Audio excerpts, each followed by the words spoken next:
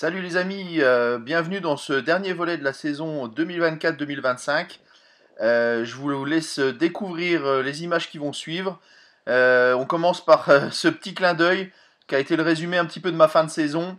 Des postes à écureuil, je les aurais salués sous ce magnifique soleil meusien.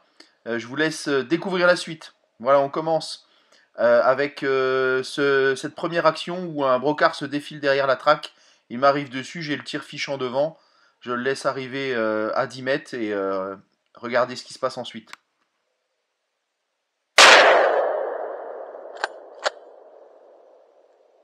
Voilà, désolé, la caméra était un petit peu montée un peu haute sur ma tête, mais on voit très bien que l'animal se défile devant moi dans les. Je vous mets le ralenti là, dans les petits baliveaux. Je laisse arriver dans une trouée et je lui place une balle à la base du cou qui aura pour effet de le sécher immédiatement. Je me rends ensuite à l'anchous assez rapidement parce que les chiens arrivent derrière et vont piller l'animal.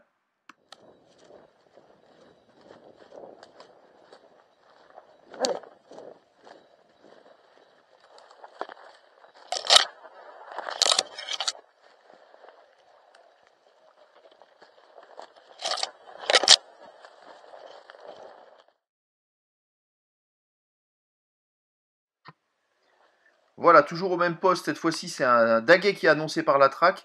Il arrive pour sauter à mon poste, puis il me voit, mais je comprends toujours pas pourquoi, parce que j'étais déjà épaulé et je faisais aucun mouvement.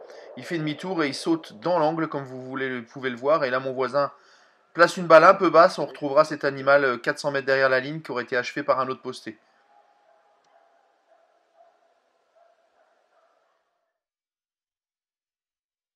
Voilà, là vous allez voir le ralenti. L'animal donc me refuse, fait demi-tour et va ressauter dans l'angle pour être tiré par mon voisin.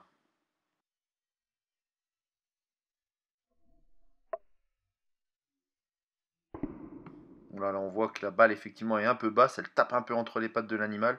Je me demande même si c'est pas un éclat qu'il a pris, parce qu'on le retrouve avec une balle d'abdomen assez basse. Daguet, c'est un daguet asymétrique, mais c'est un daguet, il a sauté. Moi, je peux pas le tirer et mon voisin, apparemment, il le tire.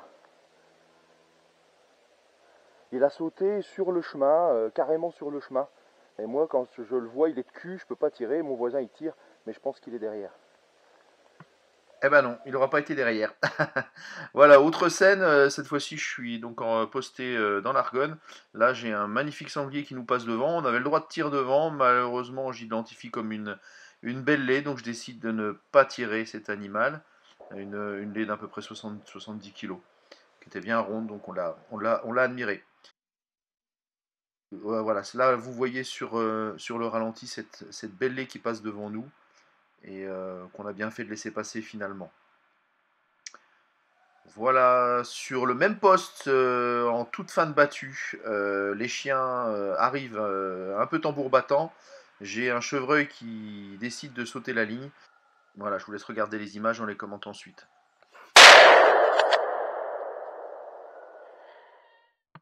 Voilà, vous voyez que sur ce ralenti, l'animal fait pas semblant. Il saute la ligne, comme les chiens sont derrière, je prends la décision de tirer. J'attends qu'elle arrive dans mon angle de 30 degrés, là derrière ce chêne. Dans une trouée, je lasse ma balle, il tombe net d'une balle un petit peu haute entre les épaules. Je décide donc de me rendre sur place, étant donné que les chiens arrivent dessus, pour éviter qu'ils pillent trop fortement l'animal.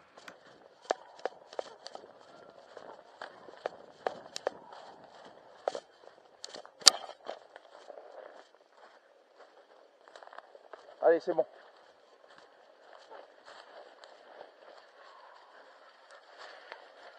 Voilà, un petit clin d'œil à nos amis les chiens qui nous donnent énormément de plaisir à chaque journée de chasse. Sans eux, on ne pourrait pas avoir ces superbes images.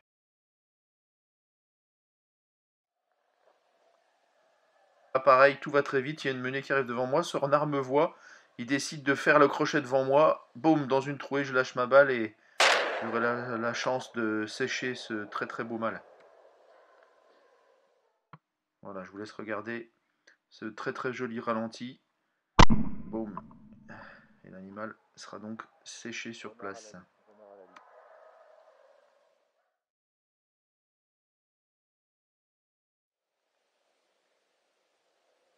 Voilà, alors sur ce poste, je suis en début de battu, mais la traque pousse à vide derrière moi. J'ai deux cerfs qui arrivent sur moi, on a le droit de tirer que C1. J'identifie le deuxième au départ comme un C1. Fort heureusement, il s'arrête devant moi avant de sauter, et là, je vois il est effectivement bois cassé d'un côté, mais que le deuxième est empaumé. Donc j'annonce que ce sont deux mauvais cerfs qui rentrent dans la battue. Et donc j'aurais plus que admirer ces deux superbes animaux. Voilà, je vous laisse regarder ces images au ralenti, c'est juste majestueux.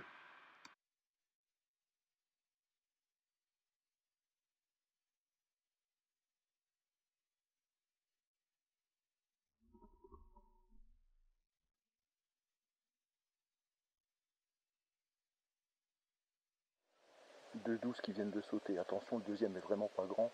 On peut le confondre avec un C1. Ça vient de rentrer dans la battue.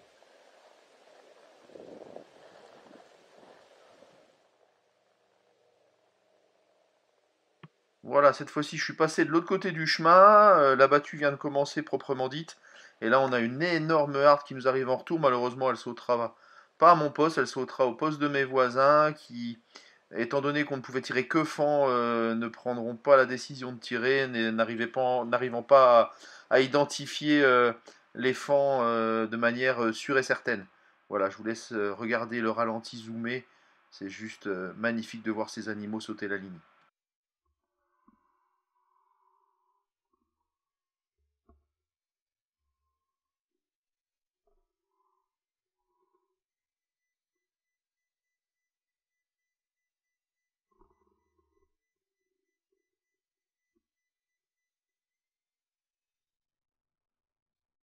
Voilà, changement de battu. Cette fois-ci, je suis à un autre poste où j'aurai la chance de voir ce magnifique brocard arriver vers moi. Pareil, on n'avait pas le droit de tirer les grands brocards en velours, donc j'ai pris la décision de le regarder et de le filmer. Ces images sont juste magnifiques. On voit toute la grâce de l'animal au ralenti quand il saute au-dessus des arbres. C'est vraiment agréable à voir. Voilà, nouveau poste, cette fois-ci on est en plaine. Comme vous pouvez le voir, il y a une route derrière nous. On ne peut tirer vraiment que dans ses culottes ou à 5 mètres devant nous. Au rembûcher, c'est pratiquement impossible. Donc on prendra du plaisir à regarder les animaux et à les filmer.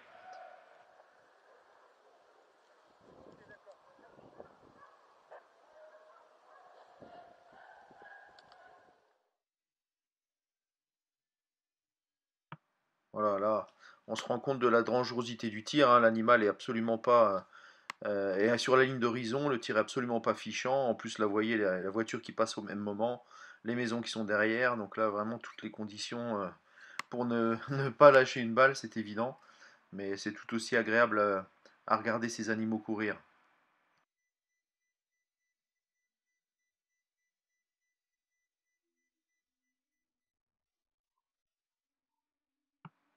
Là, sur ces images, mon voisin qui est à ma droite vient juste de tirer au moment où l'animal saute. Et on voit l'animal finir sa course dans le labour derrière, après une balle plein cœur, mais il aura quand même fait une bonne cinquantaine de mètres avant de tomber.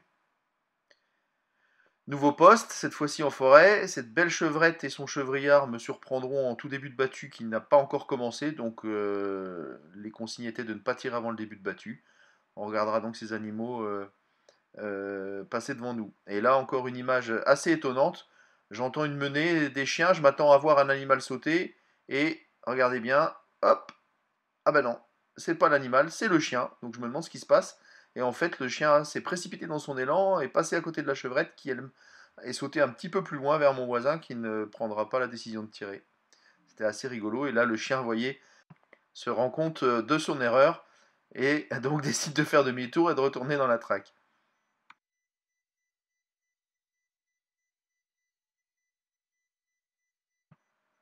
Voilà, nouveau poste. J'entends une menée arriver sur la ligne qui est perpendiculaire à moi dans le fond du vallon que vous voyez devant moi, là, sur ma gauche. Mon voisin tire, m'annonce un sanglier. Je me prépare et donc j'entends le sanglier remonter dans la remise, passer devant moi.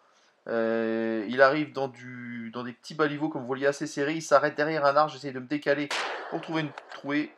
Je lâche ma balle, j'en lâche une deuxième. Il fait demi-tour, il redescend dans la remise. Là, vous voyez sur le ralenti, à la première balle, il s'arrête vraiment pile derrière l'arbre. Je peux absolument rien faire. Donc j'essaye de me décaler légèrement et regarder l'erreur au moment où je vais lâcher ma balle. Pan, je coupe une branche. Donc la balle, effectivement, a été déviée. Et donc l'animal sera malheureusement blessé d'une balle d'abdomen un peu basse. Il sera relevé par la traque. Quand la traque arrivera dans la remise sur ma gauche, dans le sale, les chiens le poursuivront, lâcheront. Une recherche au sang sera faite le lendemain. Le conducteur fera presque 1 kilomètre derrière. Malheureusement, l'animal ne sera pas retrouvé. Voilà, ça c'était l'après-midi de cette même journée. On a un poste le long d'une plaine, on peut tout tirer devant. Et là, on va avoir un festival de chevreuils qui vont passer devant nous. Je vous laisse apprécier les images.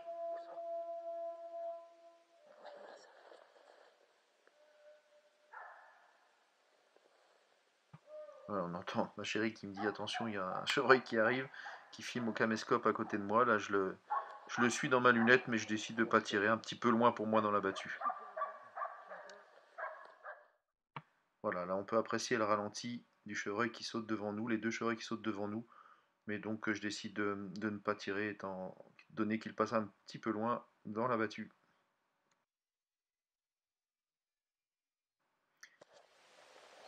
Voilà, le résumé de ma saison, encore une fois, on est posté le long d'une plaine à 30-40 mètres dans le bois. Et là j'ai encore un sanglier qui m'arrive, mais une fois de plus, c'est une lait que j'estime à peu près 60 kg, mais vraiment bien ronde. Elle s'arrête dans notre dos, elle longe la plaine, je décide de ne pas tirer et j'avertis mes voisins de la laisser passer. Dans notre dos, la lumière, Corentin. C'est une grosse lait, la tirez pas, ça serait dommage. Attention Maxence, ça vient sur toi. Voilà, toujours au même poste, là, les 3 coups ont été donnés, les chiens malgré tout mènent, relèvent apparemment un chevreuil qui est annoncé derrière moi. Je décide de le filmer, pensant que c'est un animal fuyant. Et là, vous voyez sur les images au ralenti, que je vous mets au ralenti, on voit nettement que la patte est cassée. Donc là, je vois qu'il est blessé. Le temps que je récupère la carabine pour essayer de l'ajuster, il est trop tard. Fort heureusement, il y a un chien, comme vous allez le voir, qui est derrière et qui l'attrape au ferme un petit peu plus loin dans la battue. Donc bah, voilà, j'essaye de me rendre comme je peux sur place en filmant tant bien que mal. Vous allez voir la scène, le dratard l'a attrapé par le cou et donc je mettrai fin aux souffrances de cet animal.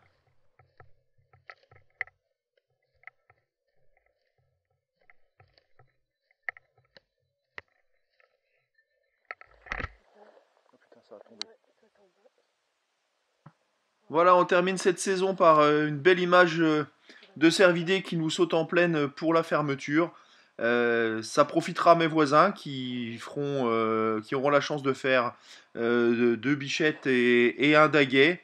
Étant donné qu'il y avait déjà eu 3 animaux de tirés et les animaux se défilant devant moi une centaine de mètres, je suis pas très fichant et ne sachant pas ce qui a déjà été tué, je décide de ne pas tirer vers ces animaux qui rentreront finalement dans la battue.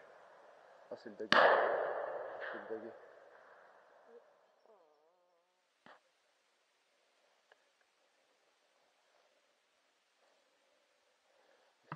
Voilà, sur ce plan zoomé, on voit la petite harde de 4 animaux qui arrivent dans mon dos et qui décident finalement de faire demi-tour, de retourner dans la traque.